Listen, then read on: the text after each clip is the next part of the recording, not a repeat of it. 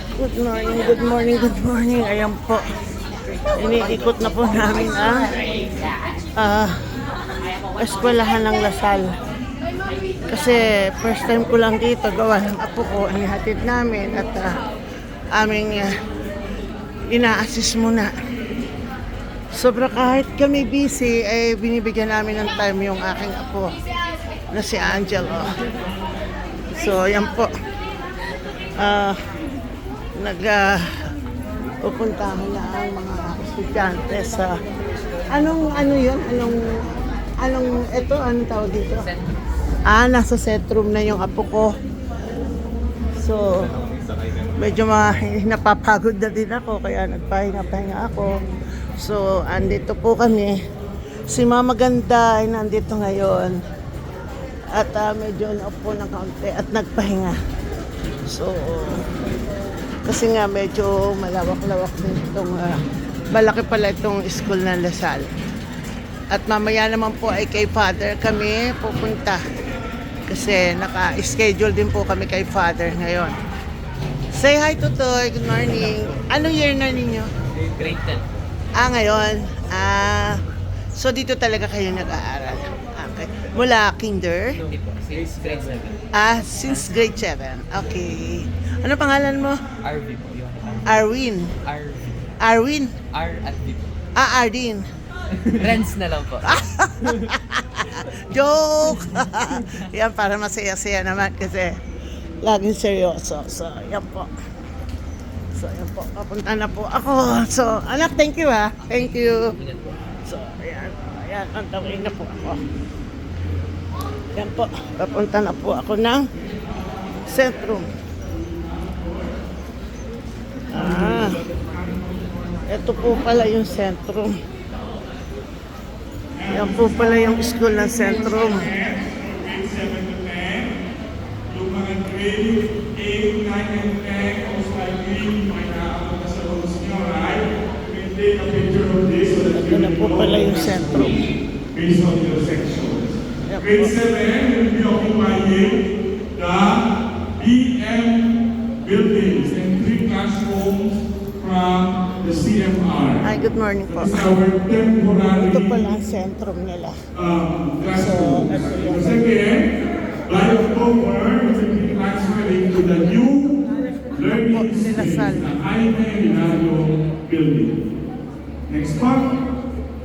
The offices, of course, our assistant principal is located.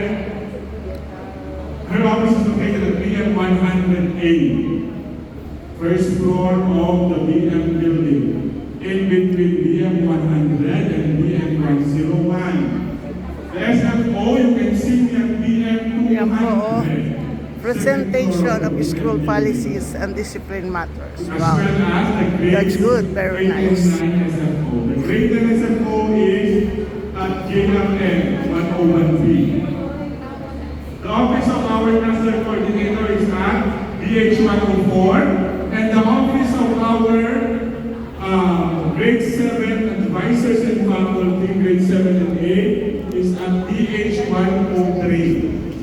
Okay?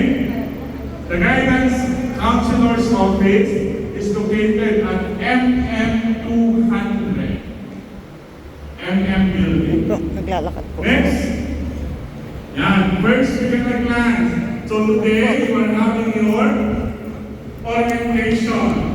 Tomorrow, until 11 o'clock, you will have your advisor's time and your device and canvas onboarding.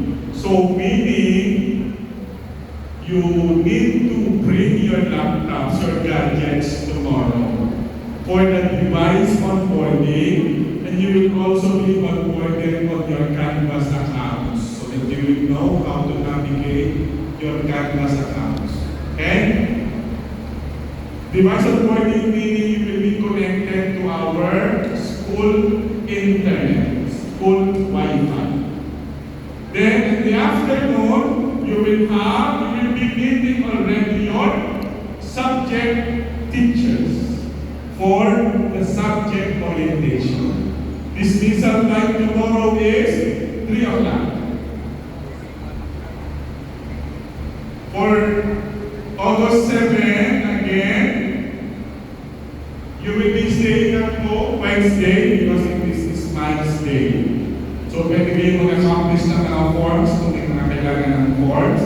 If not, you can browse the available agencies in your campus accounts.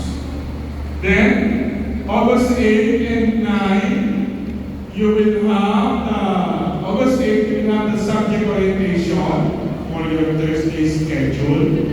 Virtual po ito, nasa bahay kayo, online kayo atin. Kindly check your respective homeroom ALC. You can see the schedule and the meeting links in your respective homeroom ALCs. And on Friday, you will have our virtual grade level assembly. You will have our assembly on Friday, then also our subject orientation. So technically, for this week, you will have orientations.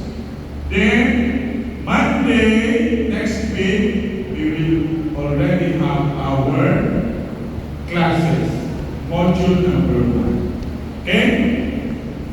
So, again, my dear Lasanya, grade 7 Lasanyans, our transferees, welcome to the Lasal Isang Lipa, Animo Lasal.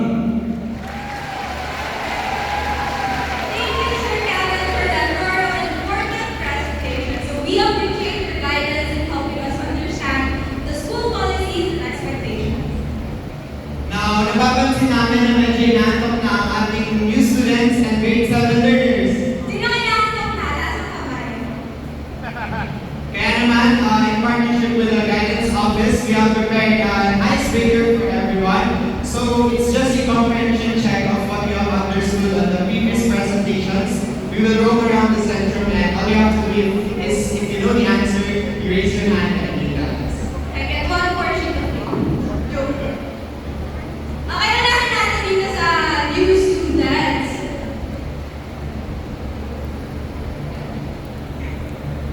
Hello, new students! Hello! Hello! Isa pa, hello! Hi! Okay, new students. Sino ang ating integrated school principal? Taas ang kamay. Nako? Sino kaya?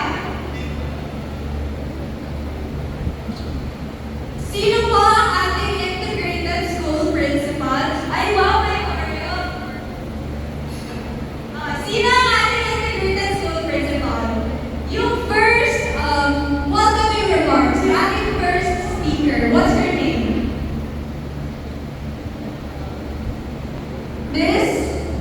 Uy, may narinig ako nagsabi ng answer.